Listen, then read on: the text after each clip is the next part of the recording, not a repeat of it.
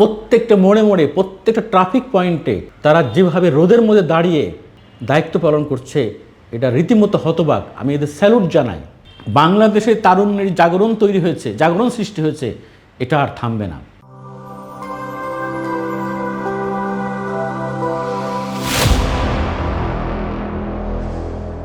সুপ্রিয় দর্শক, আমি বিএম জাহাঙ্গীর আপনাদের স্বাগত জানাই আমার কথা শোনার জন্য। এই মুহূর্তে যারা আমাকে শুনছেন এবং আমার ভিডিও দেখছেন তাদের প্রতি আমি বিশেষভাবে কৃতজ্ঞ। গত 2 দিন থেকে রাস্তায় ট্রাফিকের কাজে আমাদের ছাত্র বন্ধুদের যে দায়িত্ব পালন দেখে রীতিমতো আমি হতবাক হয়েছি। রাজধানীর প্রতিটি পয়েন্টে, প্রতিটি ট্রাফিক পয়েন্টে 3জন 4জন করে আমার শিক্ষার্থী বন্ধুরা যেভাবে বলা যায় যে প্রায় 16 থেকে 20 ঘন্টা দায়িত্ব তারা পালন করছে, নজিরবিহীন। এবং তারা এত ডিসিপ্লিন ওয়েতে, ইভেন তারা দেখলাম অ্যাম্বুলেন্স যাওয়ার তারা রো করে দিয়েছেন, চিন্তার বাইরে।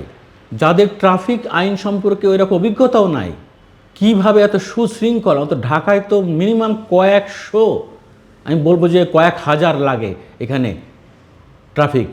প্রত্যেকটা মোড়ে মোড়ে প্রত্যেকটা ট্রাফিক পয়েন্টে তারা যেভাবে রোদের মধ্যে দাঁড়িয়ে দায়িত্ব পালন করছে, এটা রীতিমতো হতবাক। আমি এদের স্যালুট জানাই। এটা আমি জানতামই না। গতকাল রাতে আমার 12টার দিকে আমার বড় ছেলে এসে আমাকে বলছেন যে আব্বু আমি বাসার থেকে বেরোয় যাচ্ছি। কোথায় এত রাত্রে? বললো যে এরকম এই মহল্লায় রাতের বেলা ডিউটি করতে হবে, চোর ডাকাত যাতে না আসে, বিভিন্ন জায়গায় ডাকাতি হচ্ছে, চুরি হচ্ছে, এটার জন্য আমরা শিক্ষার্থীরা মাঠে নেমেছি। বলো কি এত রাত্রে?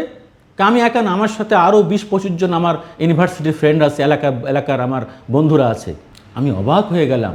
এবং ঠিকই আমার ছেলে সে সারা রাত দায়িত্ব পালন করছে, আরও অনেক তার বন্ধুদের মতো। তো আমি স্যালুট জানাই সত্যি, যে যখন পুলিশ দায়িত্ব পালন করতে পারছে না বা পুলিশ দায়িত্ব পালন করছে না, শুধু রাস্তার ট্রাফিকের কাজে না, রাতের বেলা তারা পাহারা দিচ্ছে।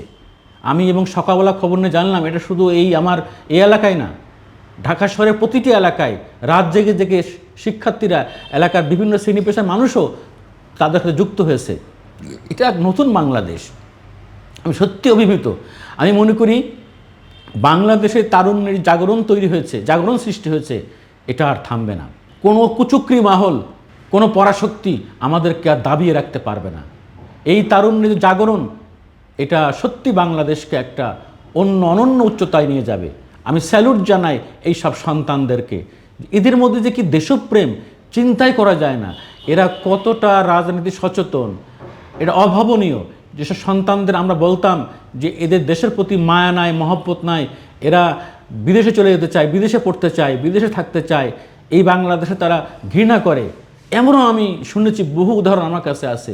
সেই সন্তানরা এখন দেশ মাতৃকতায় তারা একেবারে সর্বোচ্চ শিখরে, তারা হলো সবচেয়ে বড় দেশপ্রেমিক। আমি মনে করি আমাদের আর ভয় নাই। আমরা যে তারুণ্যের শক্তি পেয়েছি, যে দেশপ্রেমিক সারা বাংলাদেশ জুড়ে যে আমাদের দেশপ্রেমিক একটা তারুণ্যের শক্তি তৈরি হয়েছে, নিশ্চয়ই আগামীর বাংলাদেশ অনেক সুন্দর হবে, শক্তিশালী হবে।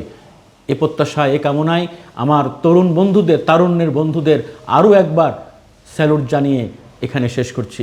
আল্লাহ হাফেজ।